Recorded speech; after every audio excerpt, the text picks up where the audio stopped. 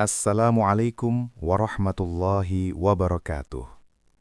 Sahabat cahaya ilmu, tolong jangan anggap video ini ringan, dan jangan pula dengarkan sambil lalu. Karena apa yang akan kita bahas bukan tentang banyaknya ibadah, tetapi tentang diterima atau tidaknya ibadah. Ada orang yang puasanya sedikit, namun diterima dan menyelamatkannya. Ada pula orang yang puasanya banyak, namun tidak pernah sampai ke langit. Dan celakanya, orang yang puasanya sia-sia seringkali tidak sadar sama sekali.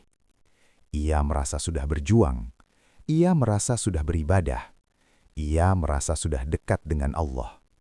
Padahal, di sisi Allah, amal itu tidak dihitung dari capeknya tubuh, tetapi dari bersihnya hati.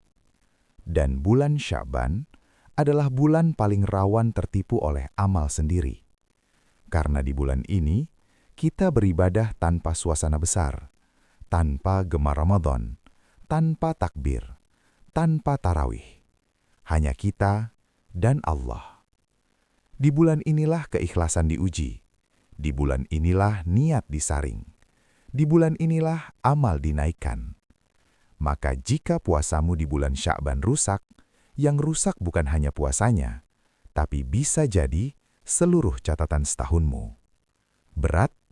Iya. Tapi lebih berat lagi jika kita mengetahuinya saat sudah di alam kubur. Rasulullah Shallallahu Alaihi Wasallam bersabda bahwa bulan Sya'ban adalah bulan yang sering dilupakan manusia. Kenapa dilupakan? Karena manusia lebih suka ibadah yang terlihat. Ramadan terlihat. Idul Fitri terlihat, Idul Adha terlihat, tapi Sya'ban sunyi, sepi, tenang, dan justru disitulah Allah melihat. Di bulan ini, laporan amal tahunan diangkat.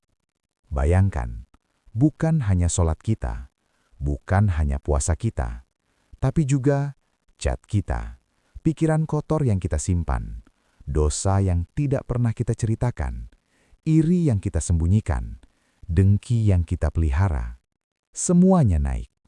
Dan sahabat, di saat seperti itu, Allah tidak melihat berapa hari kita puasa, tetapi bagaimana kita berpuasa. Larangan pertama, puasa Sya'ban tanpa ikhlas. Ikhlas adalah amal yang paling sulit, karena ikhlas tidak bisa dipamerkan, dan ikhlas tidak bisa dirasakan secara instan. Banyak orang berpuasa Sya'ban bukan karena Allah, tetapi karena suasana. Karena lingkungan, konten, jadwal, tantangan, kebiasaan. Ia puasa, namun hatinya ingin dipuji. Ia puasa, namun berharap dianggap lebih alim. Ia puasa, namun diam-diam merasa lebih baik dari orang lain. Sahabat, ini bukan tuduhan. Ini penyakit hati yang sangat halus. Dan penyakit ini bisa membunuh pahala tanpa suara. Allah tidak butuh puasa kita. Allah tidak kekurangan hamba. Yang Allah lihat hanya satu. Apakah ini benar-benar untukku? Jika tidak, maka puasanya selesai bersamaan dengan azan maghrib. Tidak naik, tidak dicatat, tidak disimpan. Larangan kedua. Lisan kotor saat puasa. Puasa bukan latihan diet. Puasa adalah latihan menjadi hamba Allah.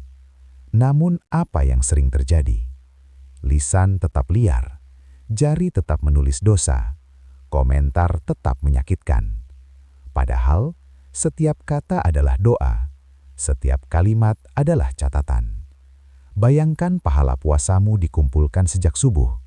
Lalu satu kalimat gibah menghancurkannya, satu hinaan menghapusnya, satu hoaks membakarnya. Dan kita tetap merasa, aku kan puasa. Inilah tipu daya yang paling berbahaya. Larangan ketiga, maksiat yang dianggap ringan saat puasa. Ada dosa yang kita anggap biasa, padahal di sisi Allah, itu adalah penghinaan terhadap ibadah. Puasa, namun mata tidak dijaga. Puasa, namun aurat diabaikan. Puasa, namun hati terus bermain dengan yang haram. Sahabat, puasa bukan hanya menahan lapar. Puasa adalah menahan keinginan melanggar perintah Allah. Jika maksiat masih kita peluk, maka puasa hanya tinggal nama. Larangan keempat, meninggalkan sholawat di bulan Sya'ban. Ini yang paling sering tidak disadari. Orang puasa, orang sholat, orang sedekah, tapi tidak bersolawat. Padahal, solawat adalah amal yang tidak pernah ditolak. Para ulama berkata, jika amal kita kotor, selipkan solawat agar ia naik. Sya'ban adalah bulan solawat. Jika kita puasa tanpa solawat, maka kita kehilangan pengangkat amal. Larangan kelima, hati yang tidak memaafkan. Di pertengahan Sya'ban, Allah membuka ampunan. Namun ada golongan yang tertahan. Bukan karena dosanya besar, tapi karena hatinya keras. Dendam, iri, benci, sakit hati. Puasa, namun tidak mau memaafkan. Sahabat, ampunan Allah mahal. Jangan tertahan hanya karena ego. Larangan keenam, merasa aman dengan ibadah sendiri. Ini puncaknya. Merasa, aku sudah cukup. Aku lebih rajin. Aku aman. Padahal orang beriman takut hingga akhir hidupnya. Takut amalnya ditolak. Takut hatinya rusak. Takut ajal datang tiba-tiba. Rasa aman adalah awal kehancuran amal. Sahabat cahaya ilmu, jika selama ini puasa kita cacat, Allah masih membuka pintu. Jika niat kita rusak, Allah masih maha lembut. Mari perbaiki Sya'ban agar Ramadan tidak sia-sia. Karena bisa jadi ini adalah Sya'ban terakhir kita.